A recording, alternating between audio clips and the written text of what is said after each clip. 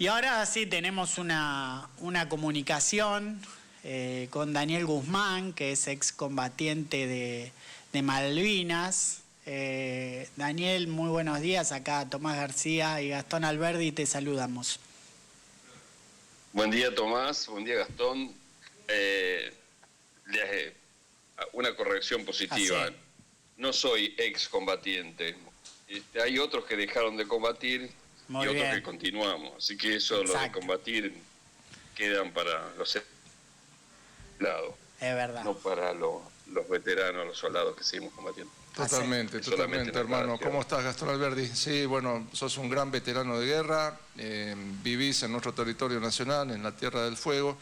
Nos gustaría realmente saber acá en Capital Federal, porque si bien, como dicen algunos, Dios despacha acá en la Capital Federal, no sabemos, no nos interiorizamos lo que pasa en todos los rincones de la patria, y sobre todo en una patria que está donde vos estás residiendo, que está regada con sangre heroica, con sangre que defendió a nuestra soberanía y que muchos han olvidado, ¿no? Nos gustaría un relevamiento histórico y luego pasar a detallar tu rol actual y bueno, cómo seguís defendiendo a la patria en estos tiempos en la gobernación.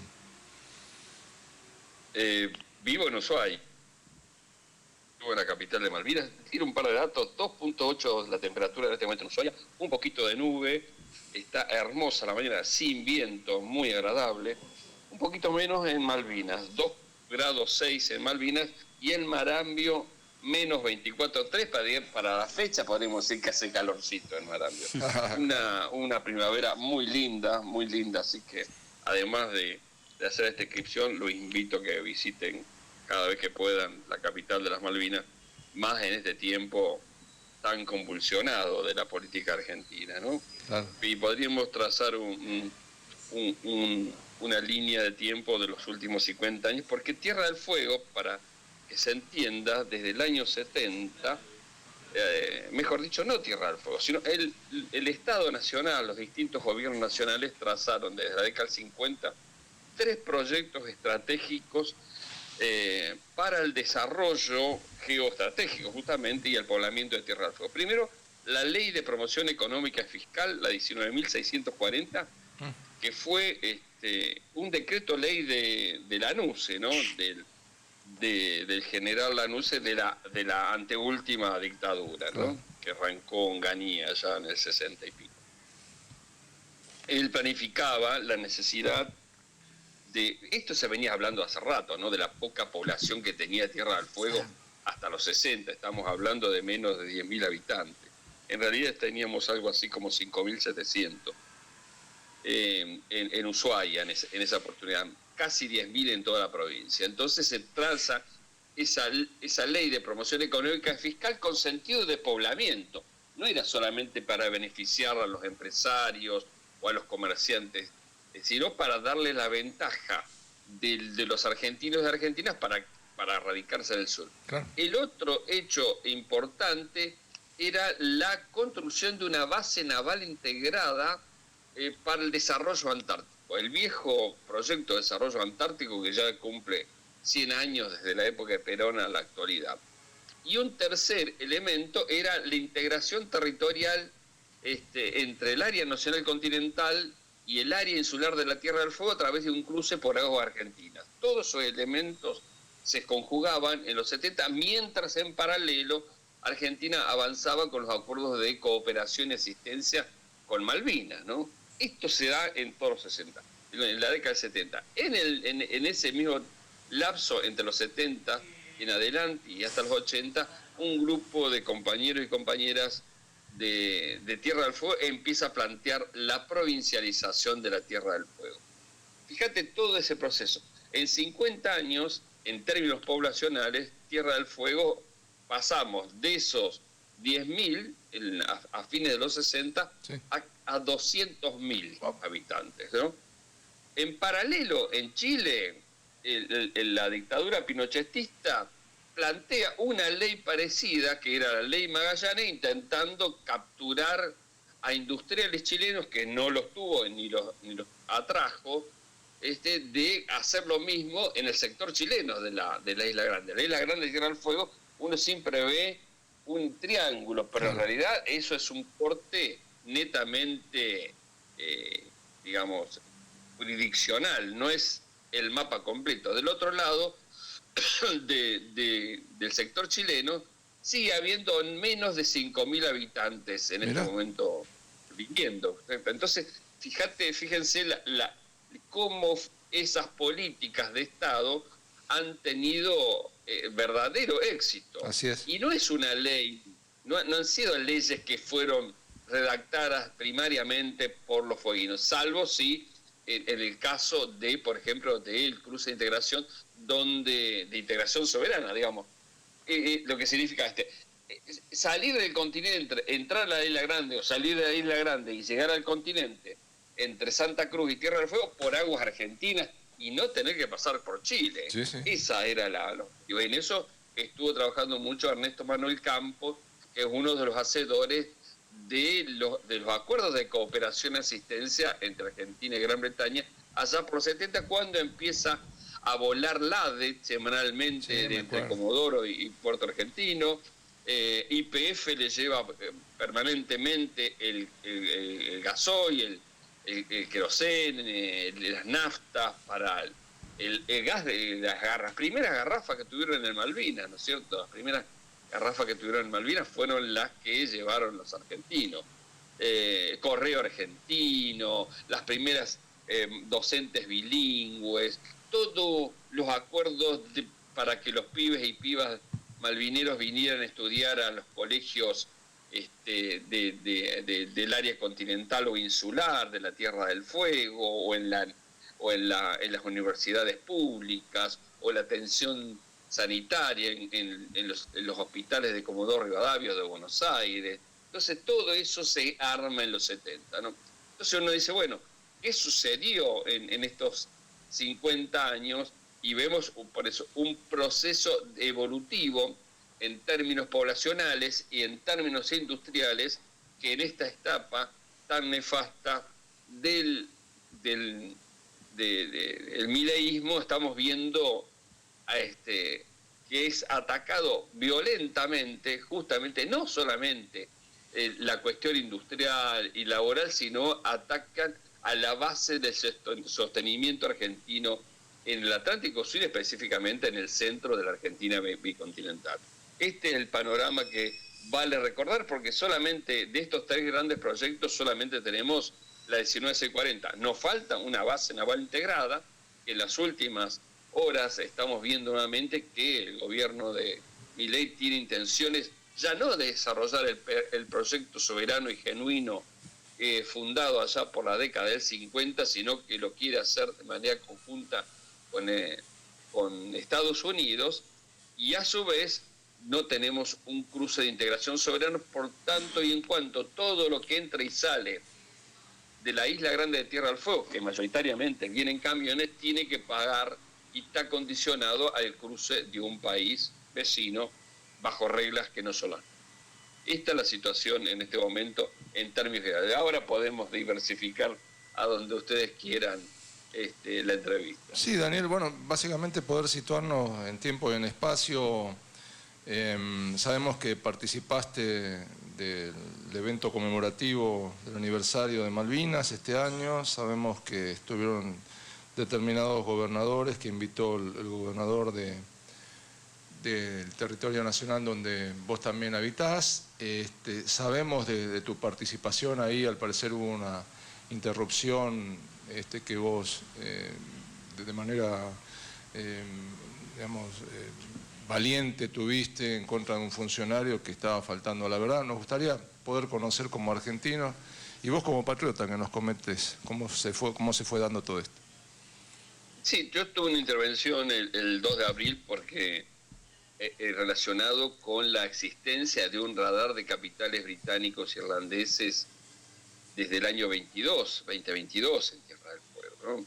Desde el año 2022, con autorizaciones solapadas, escondidas del gobierno de Tierra del Fuego, una empresa fundada, con sede en principio en California, en Estados Unidos, en este caso de Tierra del Fuego, filial de una empresa británica e irlandesa, fue instalado un campo de antenas que constituye un radar de situacional de seguimiento dual, tanto civil como militar, en el corazón de la Isla Grande de Tierra del Fuego. Esto en principio parecía una broma, porque nadie podía pensar que hubiera sucedido.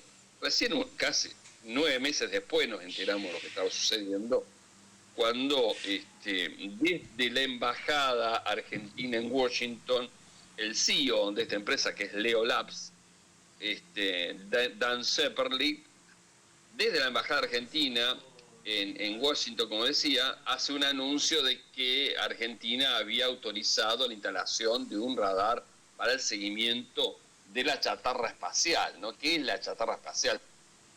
Porque por ahí estamos hablando de la basura que hemos tirado el planeta, el mundo. Creo que desde la década del 50 estamos tirando hacia arriba montes, satélites y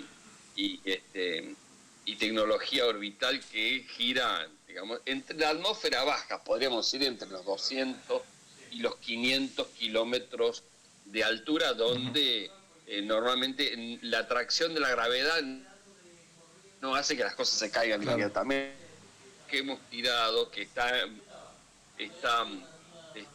girando en torno a la atmósfera de la Tierra, es tanta que efectivamente hay empresas que hacen seguimiento de estas tecnologías, que muchas están en desuso, para que no choquen con otras, por ejemplo, contra las estaciones más, ¿no? Claro. La norteamericana o China. Entonces, lo que parecía en principio un hecho interesante en términos científicos, civiles, termina revelándose a partir de la intervención del Ministerio de Defensa de la Argentina, pidiendo la suspensión de las habilitaciones, porque consideran que el radar podría tener implicancias en términos bélicos y afectación a la soberanía y la seguridad nacional.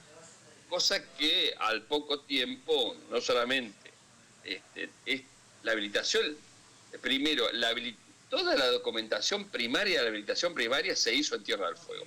Primero, la inscripción, la Inspección General de Justicia, las habilitaciones ambientales, el tendido eléctrico por más de 15 kilómetros de un cableado de alta tensión desde Tolwyn hasta la estancia El Relincho, donde está instalado el radar, la participación de personas muy ligadas, mejor dicho, en principio, el yerno que era jefe de asesores y una de las asesoras de la diputada nacional de Forja, Mabel Caparrós, el hijo del director provincial de energía, el mismo que había autorizado la extensión de la electricidad, todo un compendio de excepciones aduaneras que solicitó la ministra de Producción, justamente a la Administración Nacional de la Aduana, para los 13 contenedores que trajeron los primeros planos del campo de antena que constituyen el radar, y con toda esa documentación que se inició el 12 de marzo del 22 y que concluyó el 20 de noviembre del mismo año, fueron a Nación, a la Subsecretaría de Telecomunicación y Conectividad de la Jefatura de Gabinete de Ministros. En ese momento estaba Juan Mansur, y consiguen la habilitación provisoria, precaria, ¿no es cierto? A partir de eso, entonces, volvemos al 23, en abril del 23, el anuncio en Washington, en la Embajada Argentina, y en junio aparece esto, que no solamente que había un radar con capitales británicos grandes instalado en Tierra del Fuego, sino que ese radar tenía capacidades duales, y en este caso capacidades militares. Daniel, te quiero preguntar, porque mira, tenemos otro invitado, y además agradecerte toda la atención y toda esta información. Sabemos que vos no tuviste animosidad en contra de interrumpir el discurso de un funcionario público, del gobernador Melella. Obviamente estos nombres, estos cargos pertenecen a esa administración del gobernador Melella. Puntualmente había 2 gobernadores, digamos, el gobernador Axel Kicillof y el gobernador Ricardo Clemente Quintela García de La Rioja. Yo recuerdo el silencio, ¿sí? Además del clima frío, gélido, ¿no? El silencio gélido que hubo cuando vos interrumpiste y obviamente con cuestiones ciertas, con cuestiones reales, ¿no? Entonces, ¿qué repercusión tuviste de eso para hacer el cierre de esta nota? En realidad lo que sucedió es que por tercer año consecutivo vienen al 2 de abril a mentirnos en la cara diciendo, primero, que no tenían nada que ver, segundo, el segundo año, el año pasado dijeron que la responsabilidad era el Ministerio de Defensa y ahora dice que la responsabilidad de la Justicia de Tierra del Fuego porque no actuaba conforme a los pedidos light que habían hecho el gobierno de Tierra del Fuego. En este caso estaba hablando el secretario de Malvinas, Antártida, Atlántico Sur y Asuntos Internacionales, Andrés Dacharí. Realmente, habíamos ido a Río Grande y vuelto esos días, siempre vamos a estar ida y vuelta a las vigilias, a las actividades, y con compañeros de otras provincias, familiares que querían ver qué era el radar, habíamos parado en la estancia Relincha y en el acto estaban al lado mío. Cuando empiezan a mentirlos en la cara otra vez diciendo que no tienen nada que ver y que la responsabilidad ahora la tiene la justicia, di un paso de adelante, intervenir interrumpiéndolo, diciendo que era falso, que la responsabilidad política absoluta era del gobierno de Gustavo Melella. Digo esto, mira, definitivo. En el 22, cuando me llaman personalmente y llaman los combatientes de Malvinas diciendo, acompáñennos por los 40 años, claro, Malvinas nos une, todos nos pusimos que Malvinas, en simultáneo estaban habilitando el radar británico. No puede que sean tan cínicos. Totalmente. 3 años venimos escuchándolos como nos mienten en la cara, encima... Y la utilización espuria de una causa noble como la de ustedes, inclusive hasta lo del puerto. 30 segundos, comentaron los del puerto y las negociaciones de Melella ahí también. Bueno, ha quedado descubierto que han mentido, que han hecho una entrega solapada del puerto, que es el activo estratégico más importante de Tierra del Fuego, porque el día pasado estuve en una reunión de la Comisión 2 de la legislatura, donde estuvo el presidente del puerto y reconoce las recomendaciones directas que el fiscal de Estado le dio cuando fueron advertidos el 16 de diciembre del año pasado que iba a haber una intervención justamente en el puerto. Todas las recomendaciones que dio el fiscal y desoyeron absolutamente todas las... Evidentemente hay toda una línea de tiempo que en otra entrevista podemos, por supuesto, desarrollar. Yo me disculpo con vos, Daniel.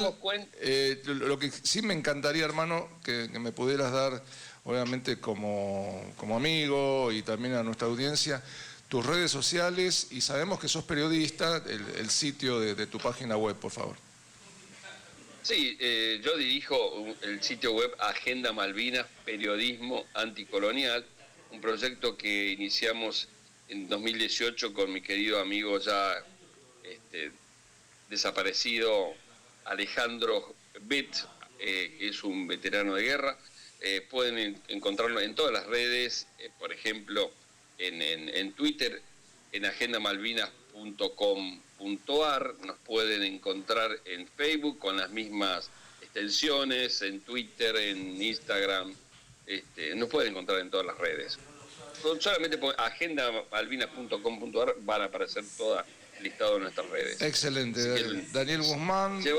En estos años llevamos más de 14.000 notas de investigaciones, artículos destinados exclusivamente a hacer el seguimiento del saqueo principalmente británico en las Islas Malvinas. Lo último que hemos publicado, hemos hecho una evaluación de cómo las 42.000 toneladas que se ha robado España en la primera temporada de verano significan no menos de 500 millones en términos comerciales. Espectacular. Le agradecemos al amigo, al veterano de guerra de Malvinas, un héroe nacional que combatió por nuestro territorio frente a los usurpadores que ahora son socios de Javier Milei y de Melella en el territorio. Daniel Guzmán, muchísimas gracias y te vamos a entrevistar en una siguiente oportunidad. Muchísimas gracias, hermano. Viva la patria, carajo. Gracias por llamar. Viva la patria. Bueno, ahí pasaba Daniel Guzmán, combatiente de Malvinas, y es muy interesante, solo para sumar en el final que hacemos de esta entrevista, que bueno, con el que comenzó este portal, Alejandro Betz, ¿no? Hoy desaparecido, era un malvinense, un ciudadano argentino nacido en Malvinas, que él conoció, empezó a investigar y se dio cuenta, él, digamos, como que era ciudadano británico, claro, digamos, ¿no? Sí, sí, y que nació ahí, se desarrolló. Investigando, se dio cuenta que era una mentira de la soberanía de Inglaterra sobre las Islas Malvinas, y terminó siendo ciudadano argentino y viviendo acá en el país, y después en el final de sus días en Córdoba. Entonces es una historia también, digamos, para recordar de un ciudadano malvinense que conoció la verdad y se vino a vivir y fue, bueno, siempre destacado por ser un ciudadano argentino, ¿no? Nacido en Malvinas, que no es algo que se vea, digamos, un gesto maravilloso, muy frecuentemente, ¿no?